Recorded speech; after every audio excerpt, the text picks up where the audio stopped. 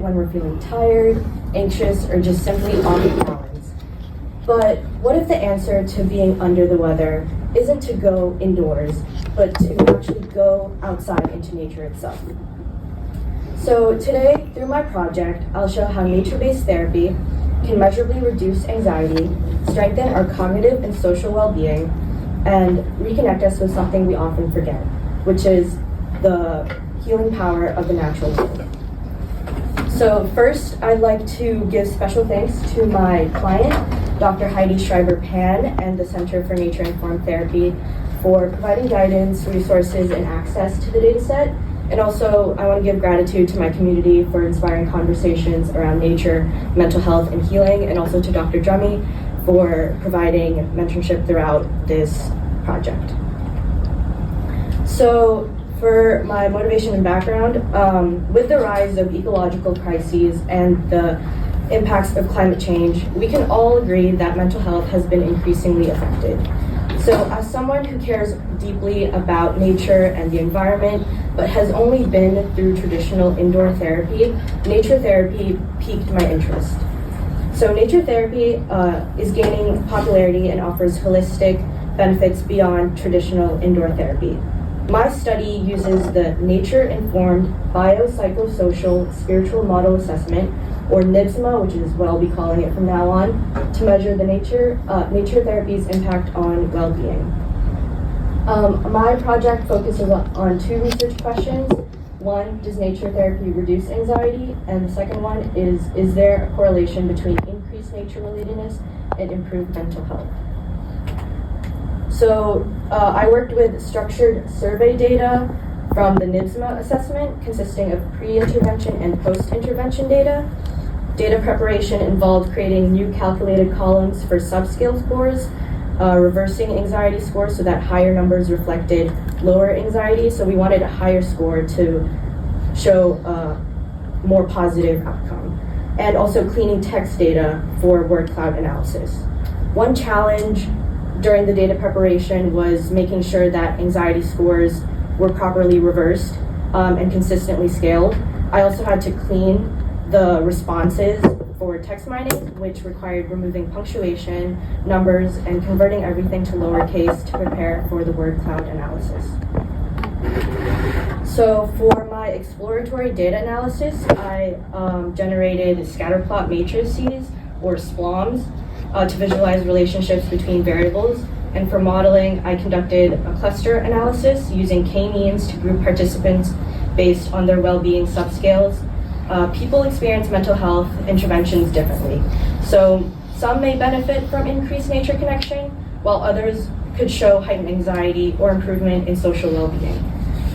By clustering the data, we could group participants based on their unique combination of these changes, allowing us to understand how nature therapy affects different types of individuals. And I also used, as I said, text mining techniques to create word clouds for participants' open responses to capture emotional trends.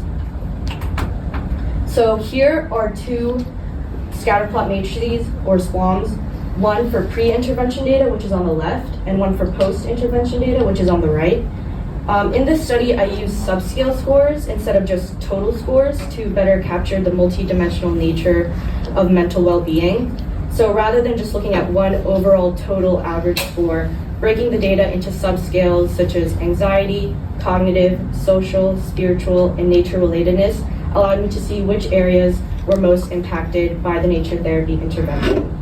This approach helped highlight patterns that would have been hidden in an average. So for example, someone might have had low anxiety but low social well-being, and then combining those would mask the nuance.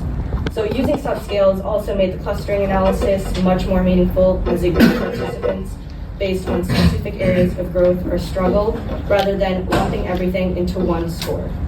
So as you can see, the pre-intervention SPLOM showed weaker, scattered relationships among well-being subscales, while the post-intervention SPLOM showed stronger, positive relationships, indicating that intervention helped unify and improve these aspects. So to understand the different patterns on how participants responded to nature therapy, I applied means clustering on both pre and post intervention data. So before the intervention, 3 clusters emerged.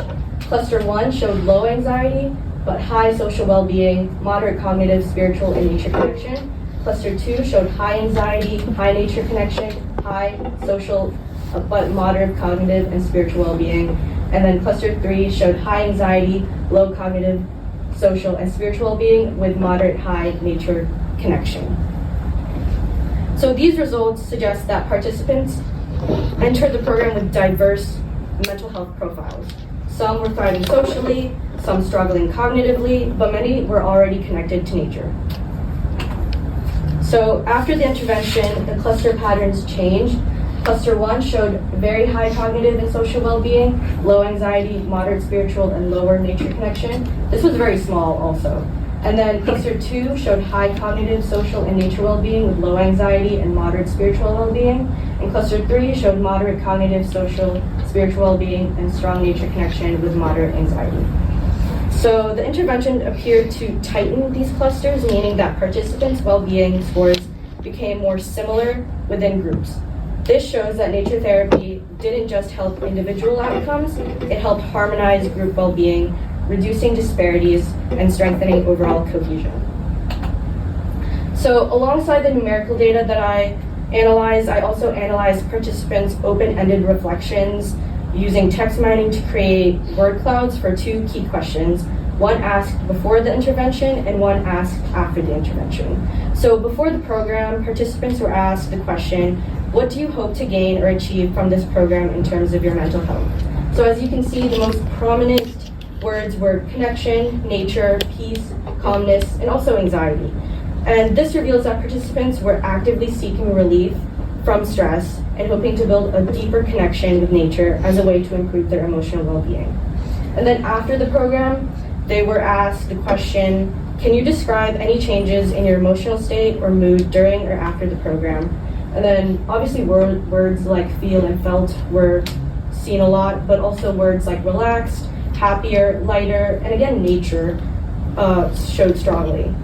Participants used phrases that suggested a reduction in anxiety and stress, as well as a sense of emotional grounding and lightness.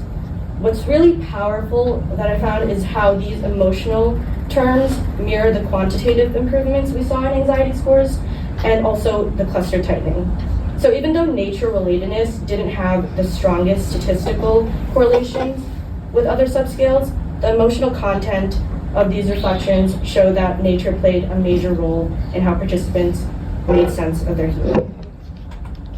So for the results, we can see that anxiety significantly decreased after nature therapy, cognitive, social, and spiritual well-being improved, nature relatedness stayed consistently high, and research questions were answered positively.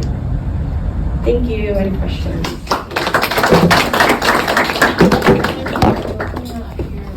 Did you consider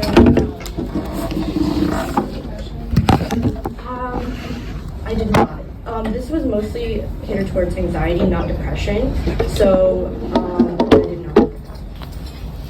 Yeah.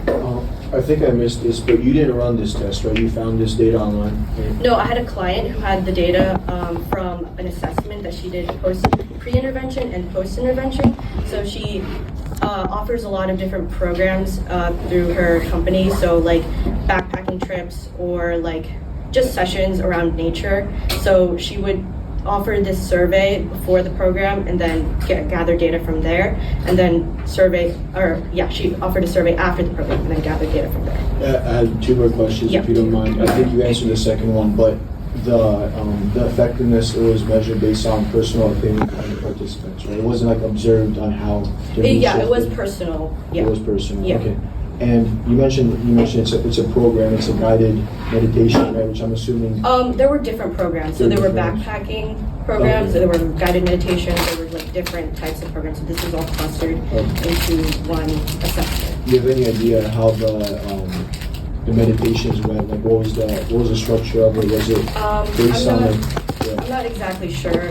She offers a lot of different programs, so I couldn't specifically ask how one program went. But yeah. Was she happy that she saw, that she, Yeah. that she saw, you know, Yeah, I decreased. improvement? Yeah, exactly. Yeah. So she expected that, but I guess was a little bit concerned, you know, with the data that would show that, but that's good. Yeah. Okay, thank you.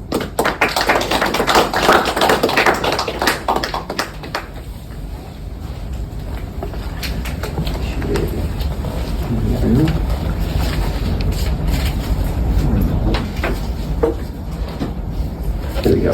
Thanks a lot. I think, Ruby, I might have given you the wrong folder. Yeah, you gave me.